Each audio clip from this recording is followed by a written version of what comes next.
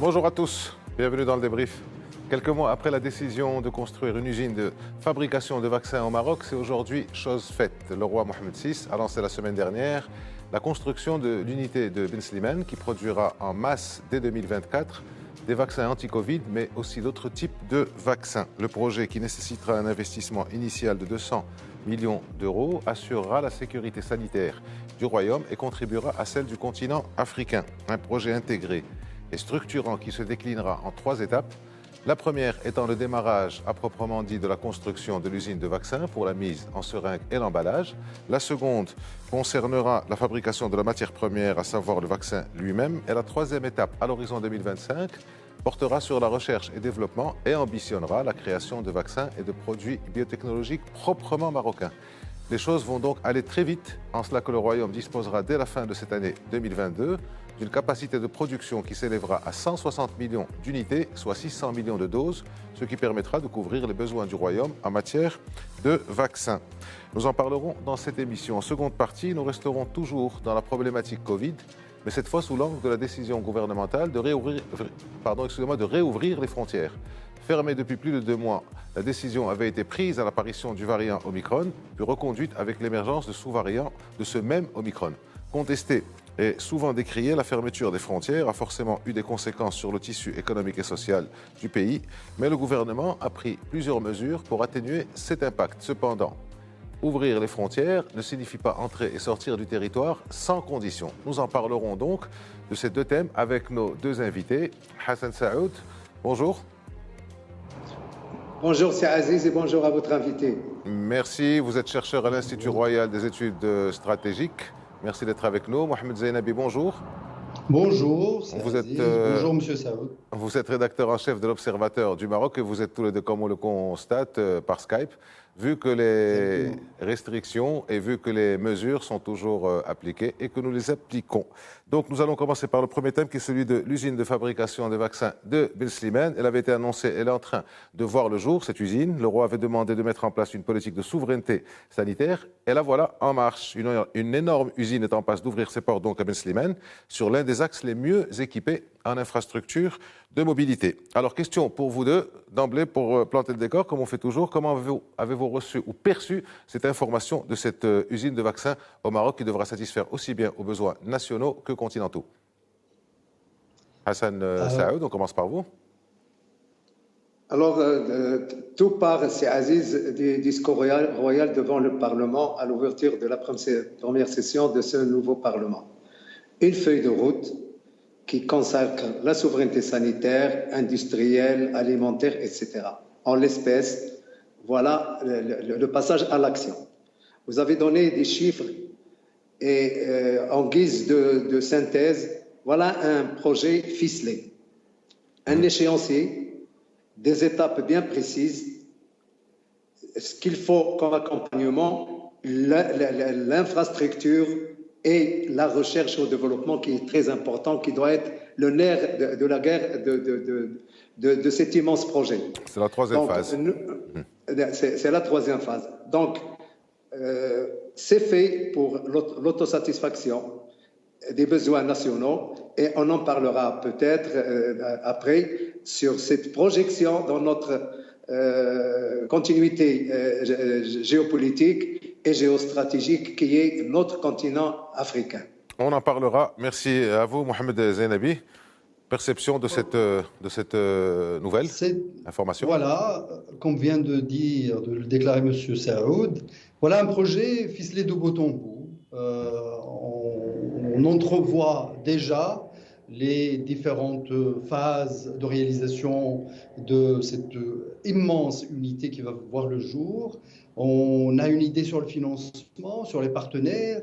C'est le genre de projet qu'on souhaite voir partout dans notre pays. C'est le genre de projet de nouvelle génération, déjà annoncé par le souverain, qui nous permet à tous de rêver grand, de voir grand pour notre pays. Le roi Mohamed VI voit grand pour son pays et nos concitoyens doivent avoir cette confiance ont leur pays, ont leur patrie, de rêver grand.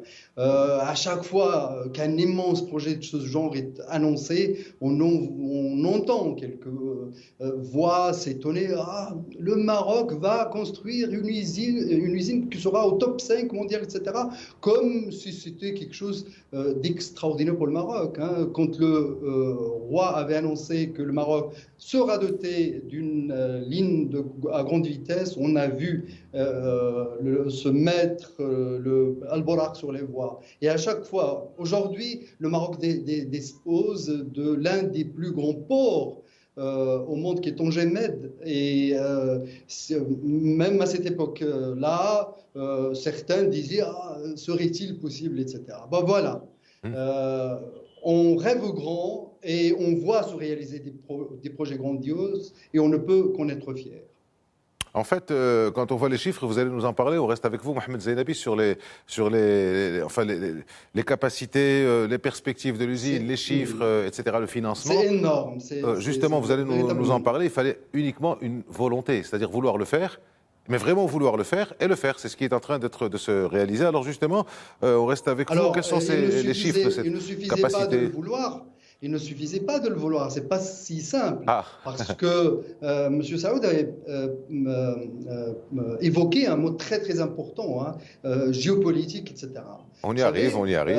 Voilà, vous savez, notre pays a dû faire face à de nombreux vents contraires soufflés de l'Est, du Nord, et il s'est imposé et il montre qu'il est totalement indépendant dans ses décisions et qu'il est capable de conduire ses projets, les annoncer, les réaliser. Les chiffres, vous en avez énoncé quelques-uns, 600 millions de doses à fin 2022, hein, c'est à très très court terme, avec une moyenne de 5 doses par unité. Ça fait 160 millions d'unités, c'est véritablement énorme. C'est ce qui permettra au pays déjà d'assurer d'emblée son autosuffisance en vaccin. On parle de vaccin, certains lient ce projet au vaccin anti-Covid-19, mais non. Dans l'énoncé, dans les explications liminaires qui ont été présentées lors de la cérémonie de lancement des travaux, il a été bien clairement dit que de cette usine devront sortir différentes sortes de vaccins, y compris celui contre la Covid-19, bien sûr, mais l'ambition de l'usine va au-delà. Le président de Sensio Pharmatech, c'est le nom de la future usine, a parlé aussi de différents médicaments. Donc on est dans une vision à long terme plus large concernant des produits biopharmaceutiques de grande qualité et répondant à des nécessités impérieuses.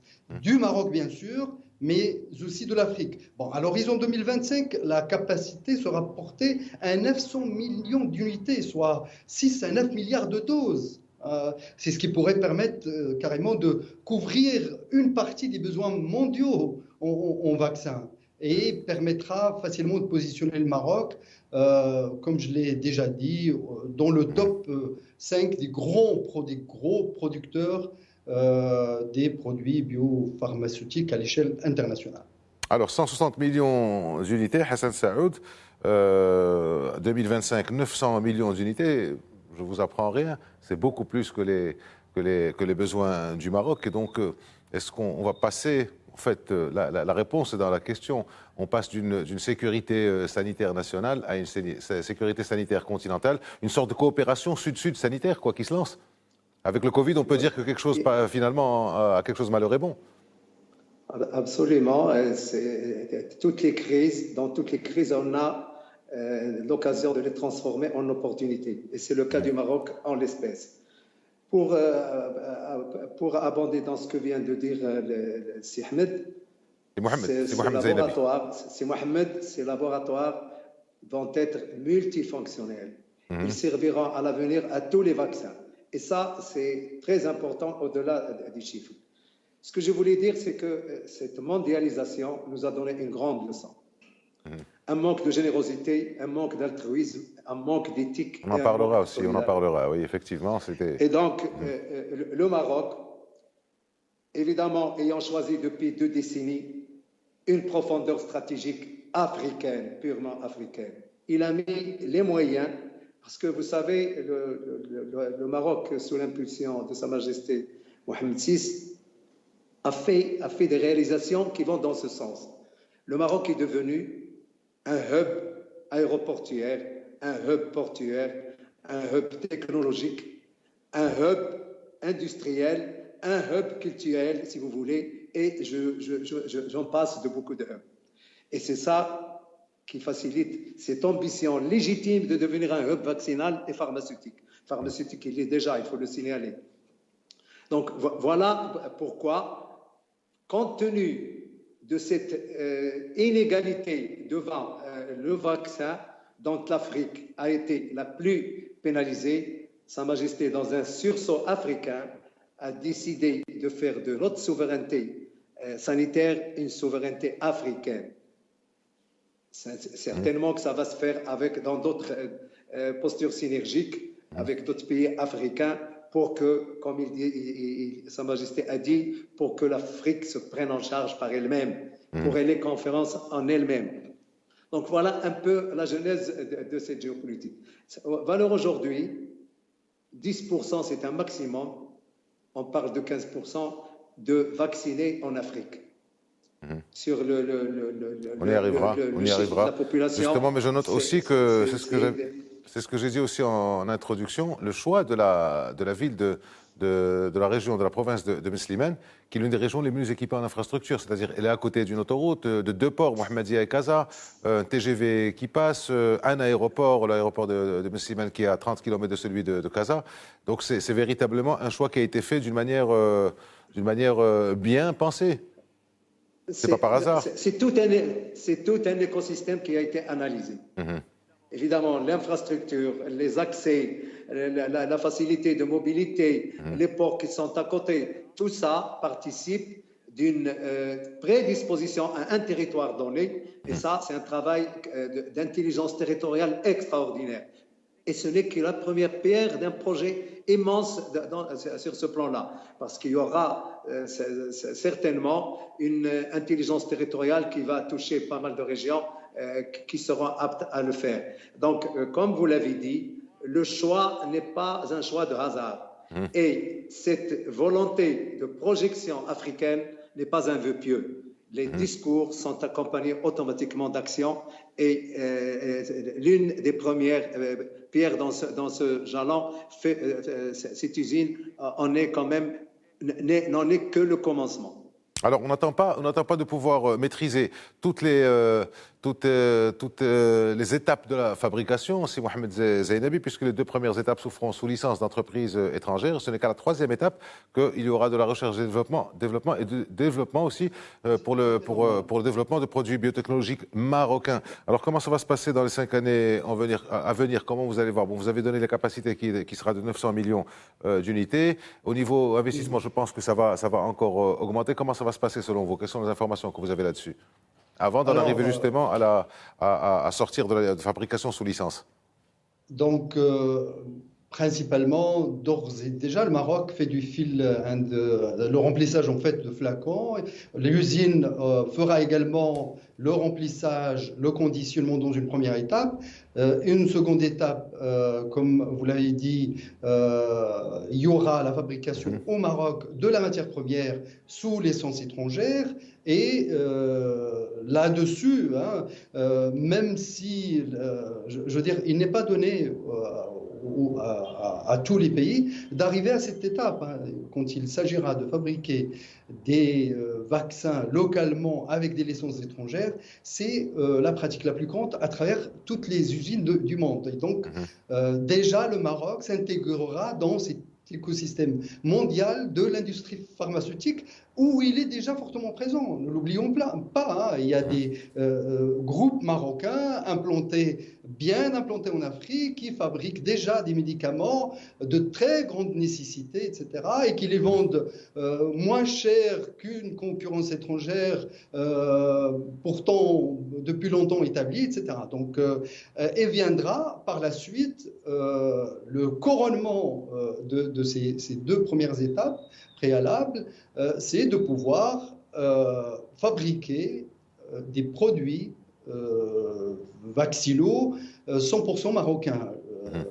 Bien sûr, avec l'aide d'une expertise étrangère, parce que je rappelle que lors des deux premières phases, il y aura énormément d'échanges de savoir-faire entre groupes internationaux et marocains. Par exemple, quels sont les groupes aussi,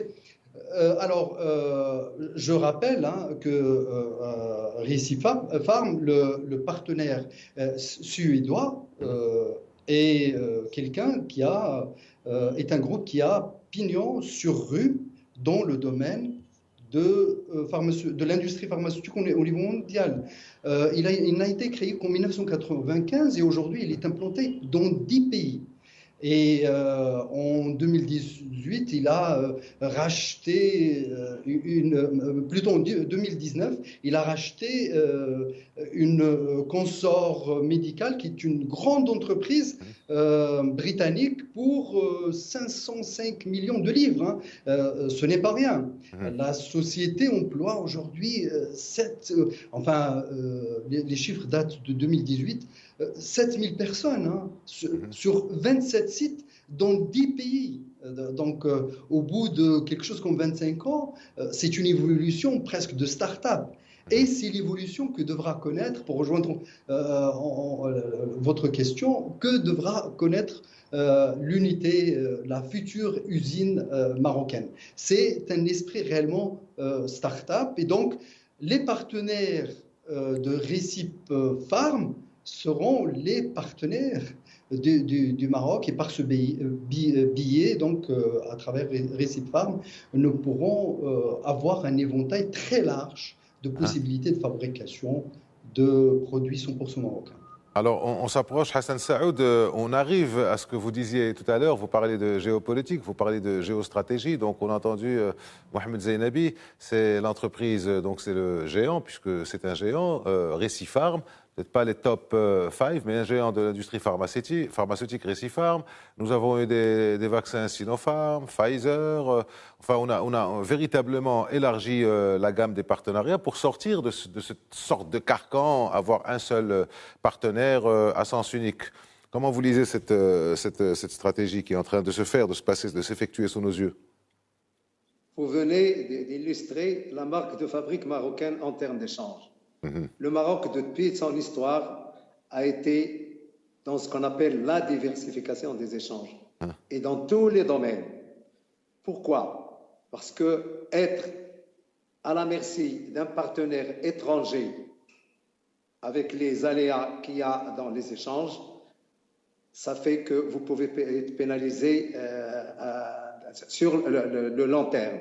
Là, le Maroc, et c'est une histoire du Maroc, ça ne date pas d'aujourd'hui. Et dans tous les domaines que je peux vous citer, partout, la technologie jusqu'à la défense, on a beaucoup de partenaires. Ce multipartenariat est un gage d'assurance dans la pérennité des échanges et brise les monopoles.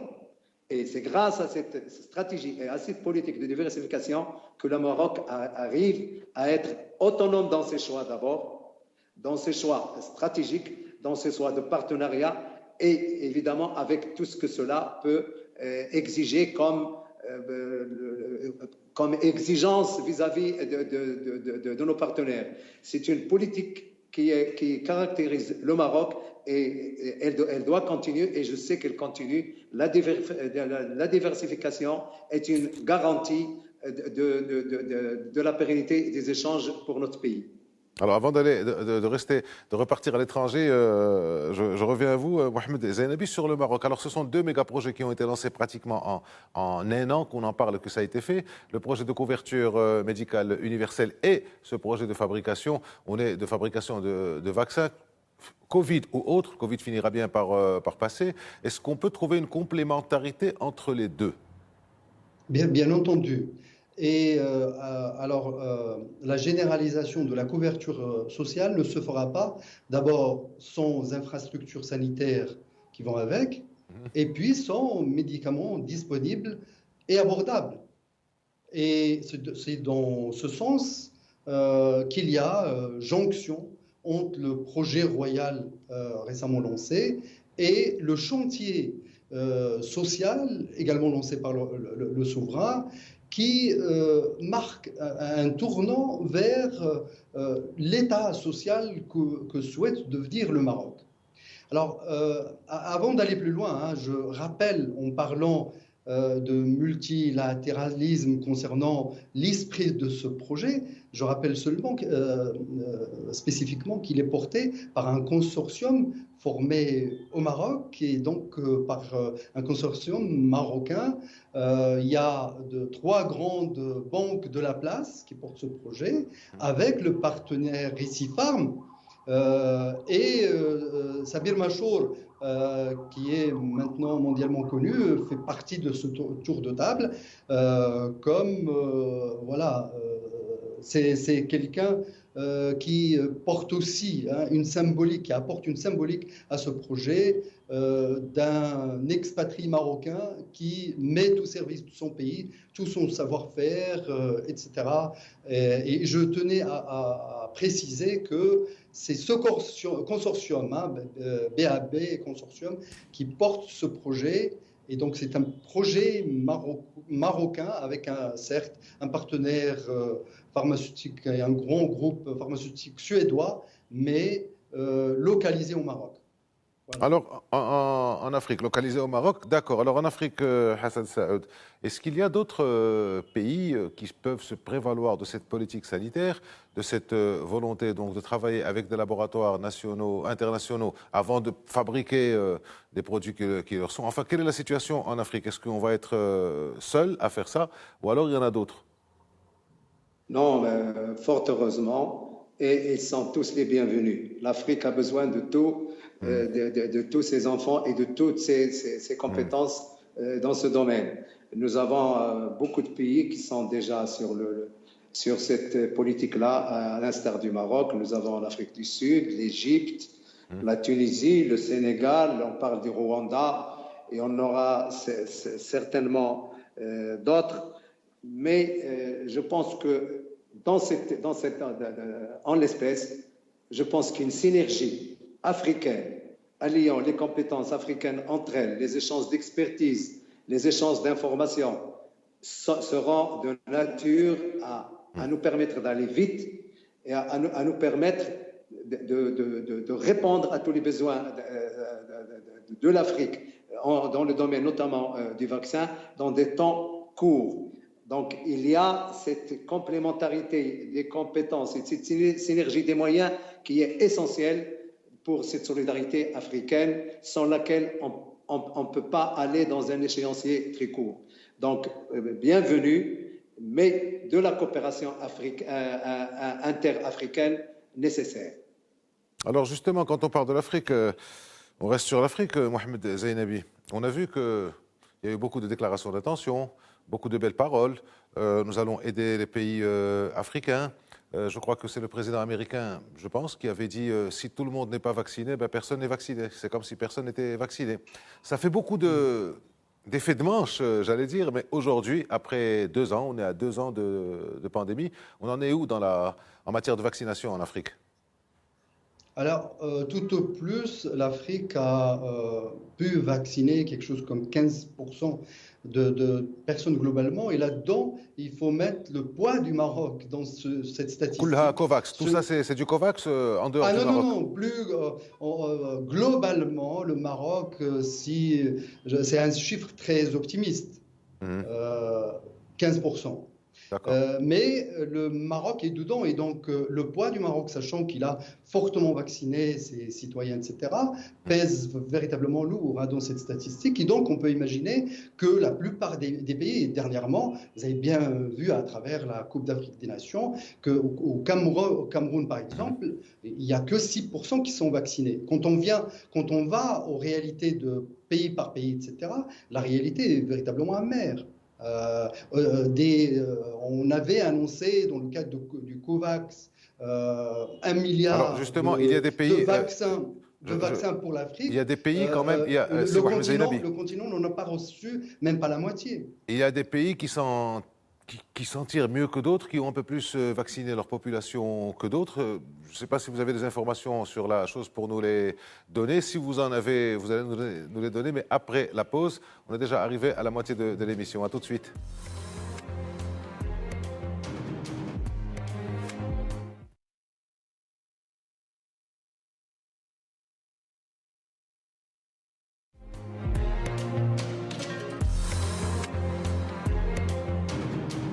C'est parti pour la deuxième partie du débrief. Pour celles et ceux qui nous rejoignent, bienvenue. Nous sommes en train de parler du Covid, mais sous l'angle de l'usine de vaccination, la méga usine de fabrication de vaccins qui a été, dont la construction a été lancée par le roi Mohamed VI la semaine dernière. Et en deuxième partie, dans quelques minutes, nous parlerons aussi de la réouverture des frontières dans le cadre des mesures de restriction anti-Covid prises par le gouvernement. Juste avant la pause, Mohamed Zainabi, donc, vous nous parliez de l'état de la vaccination en Afrique, et je vous posais la question sur est-ce qu'il y a des pays qui s'en tirent un peu mieux que d'autres? Est-ce que tout ça relève du COVAX, en dehors du Maroc bien entendu, mais est-ce que tout ça relève du COVAX, ou alors il y a des politiques nationales qui ont été faites? Est-ce que vous avez des informations sur le sujet? Alors, dernièrement, le Maroc a été cité parmi les 5 pays africains à avoir franchi le cap de 40% de la population vaccinée.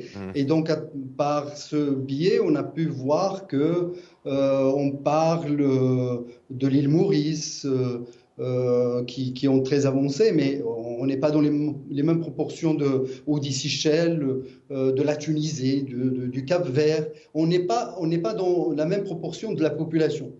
Pour un pays de 30 millions de personnes, le Maroc a une très longue longueur d'avance par rapport à tous ces pays. Pour le reste, la vaccination pose toujours problème et la plupart attendent toujours les arrivées des doses à travers le processus de l'OMS.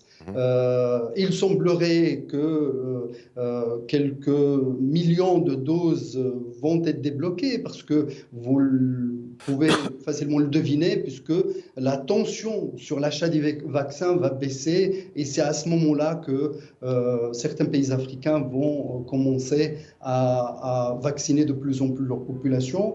On espère que cette pandémie va finir par s'étioler, s'affaiblir et partir. Mais la leçon à tirer du calvaire qu'a subi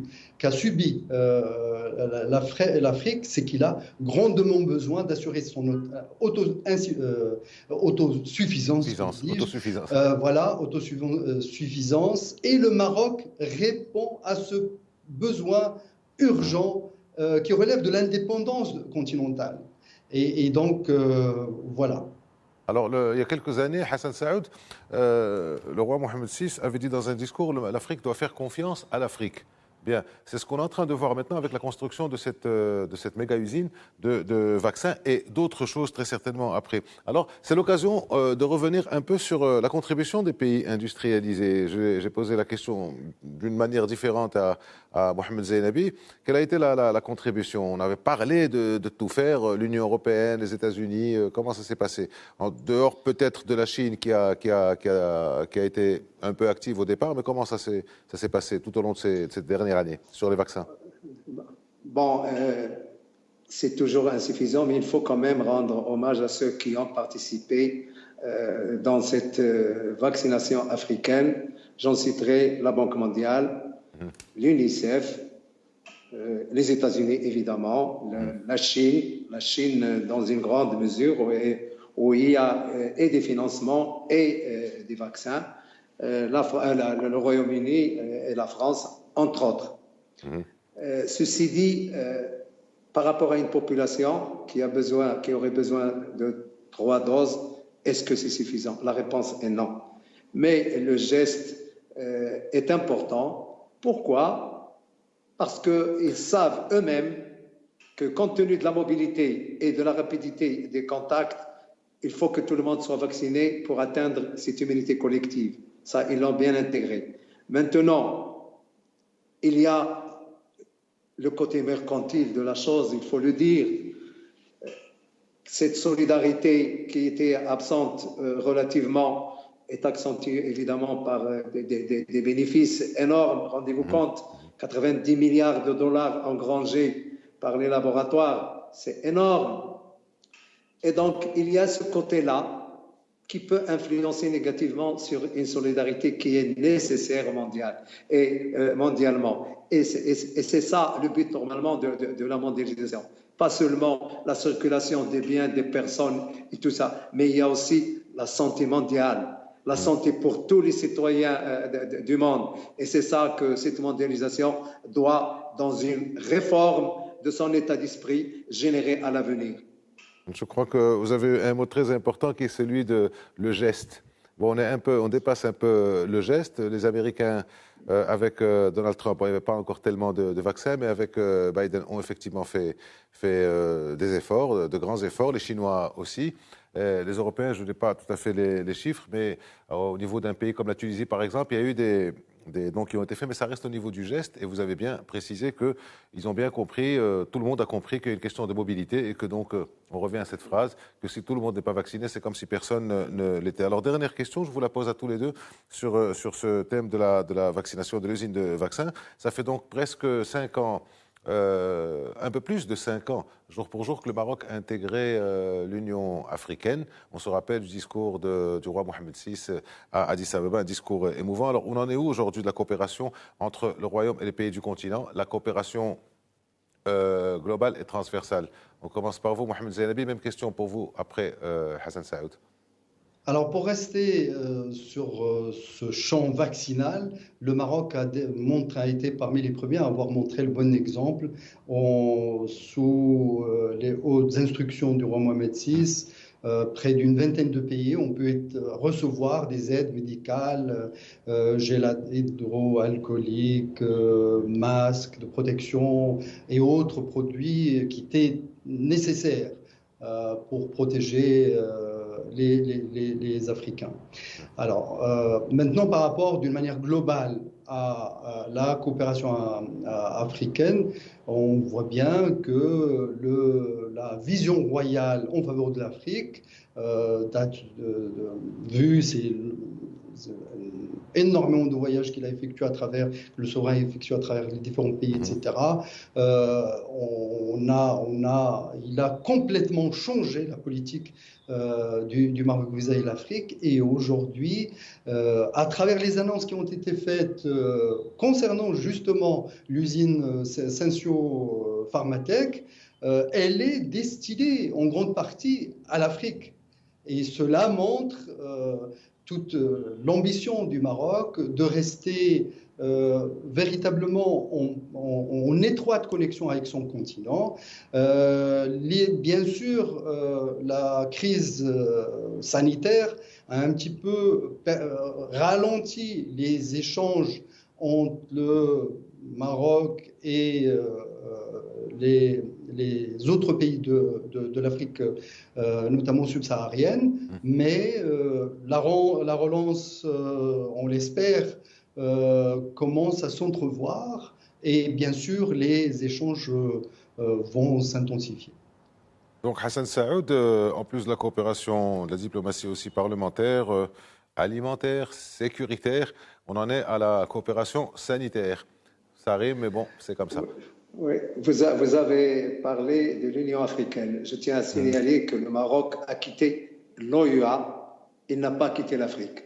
J'ai bien dit intégrer l'Union africaine, mais c'était voilà. le Maroc est l'un des fondateurs de l'Union, de l'Organisation de l'Unité africaine, 63. Non, ce n'est pas pour vous corriger. Non, non, je sais bien. Dit qu'on n'a pas quitté l'Afrique parce qu'on est resté dans le bilatéral, le sous-régional et le régional, jusqu'au moment où le Maroc a été désiré à l'Union africaine. Et c'est là où le retour a été fait. Et depuis,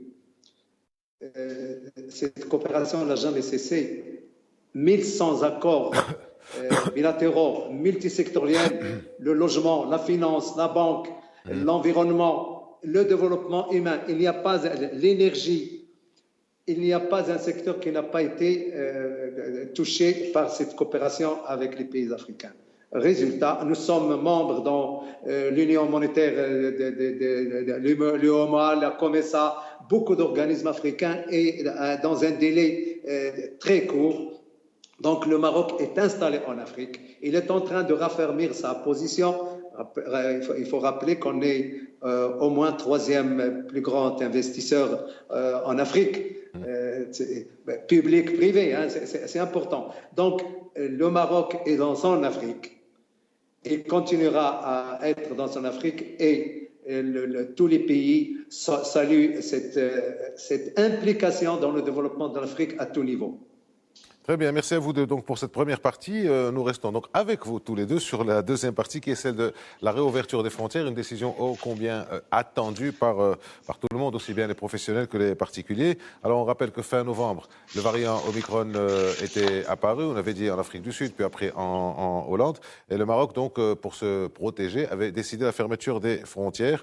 Et on se rappelle donc c'était en décembre. C'était contrairement à ce qui s'était passé au deuxième trimestre 2020. Il y a eu une opération de rapatriement des Marocains qui étaient bloqués à l'étranger. Et cette semaine, le gouvernement a annoncé la levée de cette mesure, mais aussi le maintien de conditions quand même assez drastiques pour entrer sur le territoire. Alors, encore une fois, question pour vous deux. Est-ce que vous pensez que cette décision qui a été quand même contestée, qui a été quand même décriée, aura permis d'éviter au Maroc une vague qui aurait peut-être saturé nos services sanitaires? Mohamed Zainabi? Alors, quand on voit des pays, même de grands pays européens, connaître une situation assez inquiétante, qui connaissait une situation assez inquiétante par moment, vu la recrudescence de la contagion par Omicron, etc., on ne peut pas reprocher au gouvernement d'avoir pris les mesures qu'il a prises. Il y avait un risque à prendre et le gouvernement n'a pas voulu le prendre avec cette devise qui reste celle du Maroc, protéger le citoyen d'abord. Hein, c'est ce que le roi Mohamed VI demande au gouvernement et exige du gouvernement, c'est le citoyen d'abord en toute action. Et donc, on ne pouvait pas prendre le risque d'ouvrir les frontières. Certains pourraient juger cette mesure assez exagérée, etc. Mais c'est un choix. Et si on avait ouvert les frontières et que les hôpitaux marocains commençaient à être débordés, tout le monde allait reprocher le laxisme du gouvernement, etc. etc. Et donc, moi, je trouve que pour protéger le citoyen, aller parfois vers l'exagération vaudrait mieux que verser dans le laxisme. Est-ce que vous êtes d'accord Hassan Saoud, c'est vrai qu'on a dit que c'était une décision qui était un peu excessive, un peu exagérée, disproportionnée. Est-ce que vous êtes d'accord avec la vision, enfin avec le point de vue de Mohamed Zainabi? Non, moi je vais vous dire que le Maroc a une tradition de gestion de crise millénaire et il a installé ce qu'on appelle le principe de précaution. Il a privilégié la santé du citoyen. Et cette stratégie voulu par Sa Majesté a été payante. Nous avons somme toute fait un bon examen de passage de la pandémie et donc de cette gestion de crise. Mais je vais vous dire autre chose au risque de vous étonner. Comme il y a une gestion de crise, il y a ce qu'on appelle la gestion de la sortie de crise. Elle est beaucoup plus compliquée que la gestion de crise. Ah, mais alors vous ne m'étonnez pas. Hein. Allez-y. C'est peut-être mon métier. mais je ne vous étonnerai pas en vous disant qu'elle est beaucoup plus compliquée parce qu'elle est incertaine et ne doit pas souffrir d'aucune improvisation, d'aucune rapidité. Et en l'espèce, il y a une communauté scientifique qui a un outil d'aide à la décision politique qui donne son avis. J'estime que, et je suis d'accord avec vous, qu'il y a eu des contraintes chez des gens, qu'il y a eu des traumatismes chez des gens, mais rapport, ce qu'on appelle le risque comparé, je pense que la stratégie, cette stratégie de sortie de crise qui n'est pas improvisée, qui est évaluée, étudiée, est une excellente chose. Pourquoi?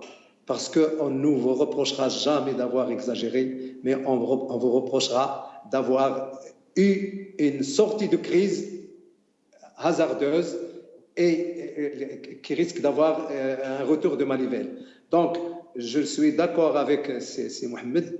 Je pense que la sagesse était de prendre le temps de réfléchir parce que le ratage d'une sortie de crise est coûteuse en finance, il est imprévisible et il touche à la réputation d'un État. Et je pense qu'en l'espèce, la réputation de l'État du Maroc dans la gestion de la Covid est très positive. Alors, gardons-la comme ça. Ah, ça, on ne peut pas dire le contraire. La gestion a été anticipative depuis le début. Elle a été très positive et on a pu réaliser quand même des choses assez importantes, pour ne pas dire très importantes, comme ce dont on parlait en première partie, cette fameuse usine de fabrication des vaccins. Mais alors, puisque vous considérez tous les deux que les choses ont été bien faites, pourquoi, alors qu'il y a des pays qui ouvrent tout simplement, nous, on maintient des mesures drastiques. Alors, parmi ces pays, par exemple, vous avez le Royaume-Uni, vous avez le Danemark, dans une moindre mesure, mais quand même d'une manière assez significative, la France. Certains disent que c'est parce qu'il y a des élections un peu partout. Ou comment vous voyez les choses, Mohamed Zeinabi? Pourquoi on maintient quand même ces mesures? Est-ce que ça appartient aussi, ça relève de la sortie de crise dont parle Hassan Saoud? Alors, d'abord, c'est bien qu'on ne copie pas sur les autres systématiquement. C'est ce qui est arrivé dans le passé et on l'a regretté.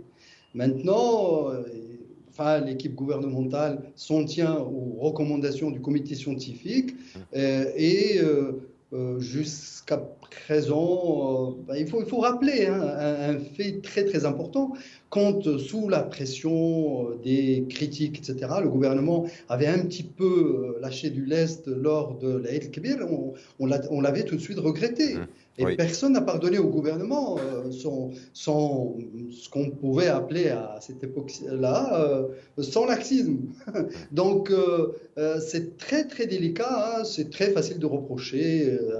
Oui, parfois, on prêche un petit peu par l'excès, par peur de commettre, de prendre des risques. Parce qu'il s'agit non pas d'un risque simplement financier ou d'un risque simplement technique, c'est un risque sur la santé des citoyens. Je trouve que le gouvernement décide avec aussi du pragmatisme.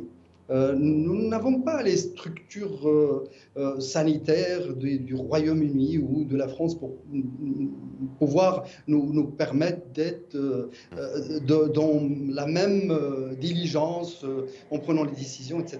Donc c'est un point aussi à prendre en compte. Moi, franchement, à mon humble avis, jusqu'à présent, la crise a été très bien géré globalement. Il y a eu quelques couacs de communication, les annonces qui étaient faites la nuit à la veille de leur mise en application, etc.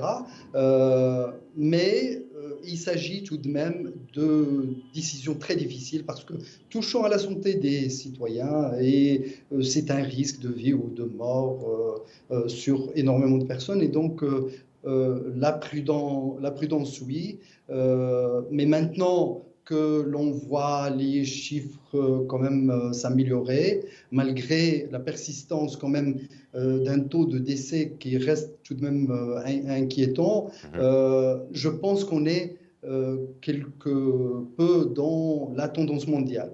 Alors, si vous faites allusion aux mesures imposées aux frontières, etc., elles restent malheureusement inévitables puisque Alors justement, quelles sont ces mesures? Quelles sont ces mesures, Mohamed Zainabi? Est-ce que vous avez le détail?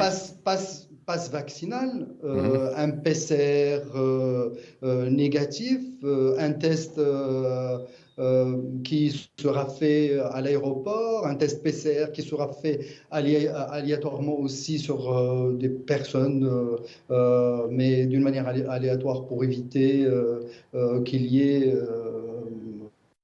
je veux dire, on sait que les tests Mhm. antigéniques ne peuvent pas être à 1000% efficaces et parfois, dans les aéroports, certains seront surpris d'être appelés pour faire le test. Ça fait partie des mesures prises par le Maroc, qui sont globalement celles qui étaient prises auparavant quand on avait ouvert les frontières. Alors, M. Saoud a parlé aussi de la sortie de crise qui doit être bien pensée, etc. Vous imaginez bien l'argent que devront coûter toutes ces mesures qui seront mises en place dans les aéroports, etc. Alors, Donc, rien de différent. La question est posée par nos compatriotes expatriés à l'étranger. Ils n'ont pas été cités dans le communiqué ou dans la communication du gouvernement. Donc, les mêmes mesures qui seront appliquées aux voyageurs étrangers qui arriveront au Maroc seront appliquées à nos compatriotes du monde. Mais ça fait partie des mesures. Ça a été dit plus tard. En fait, c'est l'entrée sur le territoire national, que ce soit des Marocains qui étaient occasionnellement à l'étranger, qui sont restés bloqués, ou alors des Marocains expatriés, résidant à l'étranger, ou des étrangers qui arrivent en tant que touristes ou en tant que voyage d'affaires ou autre chose. Alors, Hassan Saoud, justement, vous parlez de sortie de crise. Il faut sortir de cette crise. Est-ce que vous ne pensez pas que ces conditions sont quand même assez rudes? Parce que quand on parle de passe vaccinal, ça nécessite d'abord que le passe vaccinal qui va arriver soit homologué aussi par le Maroc. Quand on parle de passe vaccinal, ici, chez nous, nous avons donc les 3 doses, mais est-ce que quelqu'un qui a 2 doses et qui est admis au Canada ou en France ou ailleurs avec ces 2 doses plus un Covid, comment ça se passe? Est-ce qu'il y a encore des discussions là-dessus ou alors c'est figé? Non, je pense qu'il y a eu un assouplissement. Tout d'abord, vous avez parlé de l'ouverture des frontières. Écoutez, on n'a pas pris l'avis de personne en les fermant. Il n'y a pas de raison à ce qu'on se concerte avec qui que ce soit en voulant les ouvrir. C'est de la souveraineté sanitaire et c'est une autonomie de décision. La décision. Donc, ça revient à l'État de faire son travail. Maintenant, il y a cet assouplissement quand même. Le Maroc n'est pas discriminatoire en ce qui concerne les vaccins. Je pense que c'est une bonne chose. Je sais qu'ailleurs, on privilégie un vaccin par rapport à un autre uniquement pour des raisons mercantiles. Ça, c'est clair. Mais le Maroc a sauté ce pas. Il n'y a pas et il y a cet assouplissement comme le confinement à la maison, au pire dans les hôtels et tout ça. Il est temps, évidemment, et c'est venu à temps, il est temps d'ouvrir ce pays par rapport à des secteurs qui sont quand même assez sinistrés, le tourisme et toutes les activités connexes. Et je pense que ce qui a été décidé sur un point de vue scientifique dans lequel le politique a puisé sa décision. Et je pense que c'est de bonne guerre. Espérons que cette allure que nous avons avec le Covid et la lutte, espérons qu'elle continue à aller bien, mais il faut intégrer aussi qu'on doit vivre avec. Alors, il nous reste une petite poignée de minutes, 3 minutes. Je voudrais vous poser une question à tous les deux pour conclure. Avec cette question de Covid, cette crise et cette pandémie, les réactions des uns et des autres, on a vu la réaction du Maroc, entre autres. Est-ce qu'on peut dire, et je commence par vous, Mohamed Zainabi, si vous le permettez, est-ce qu'on peut dire qu'en matière de géopolitique, il n'y a plus de grandes et de petites nations? Il y a simplement de grandes décisions ou pas de grandes décisions? Alors, la question qui relève de la comparaison des pays, etc., il restera toujours des pays ayant les moyens militaires, etc., qui se prévaleront d'être les plus grands, les plus puissants, etc.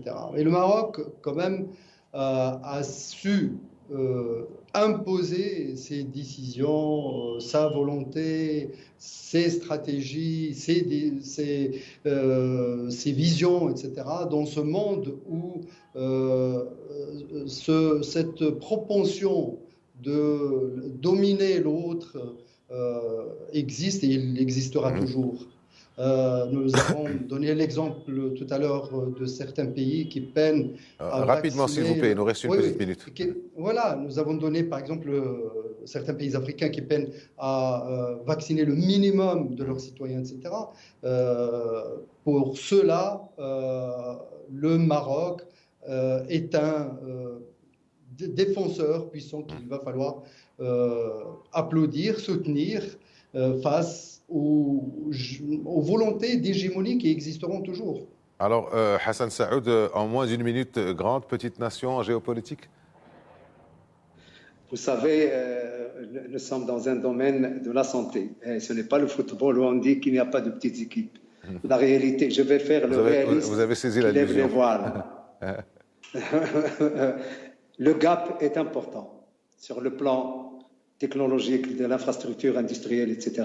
Il faut le dire. Maintenant, il y a des pays qui veulent s'émanciper. Notre pays en est un. Les pays qui sont très avancés doivent apporter leur aide, notamment en transfert de technologie. Les infrastructures, on s'en occupe. Et c'est là où, moi, je pense à notre diaspora scientifique. Nos chercheurs, heureusement qu'il y en a, et qui font les bonheurs des laboratoires étrangers, sont là pour apporter leur pierre à l'édifice, parce qu'on a besoin d'eux et leur rôle est très important. Et encore faut-il qu'il y ait de la volonté politique des États développés pour avoir cette générosité dont j'ai parlé tout à l'heure. Auront-ils la volonté politique? That is the question. Merci, that is the question. Effectivement, donc les frontières seront ouvertes dans quelques jours, le 7, d'ici là. Et même après, maintenons nos gestes barrières, maintenons notre distanciation, maintenons notre lavage des mains et maintenons notre port des masques et protégeons-nous tous. Merci à vous de nous avoir suivis. Merci à vous, Mohamed Zainabi, Hassan Saoud, d'avoir été avec nous à cette émission. À la semaine prochaine.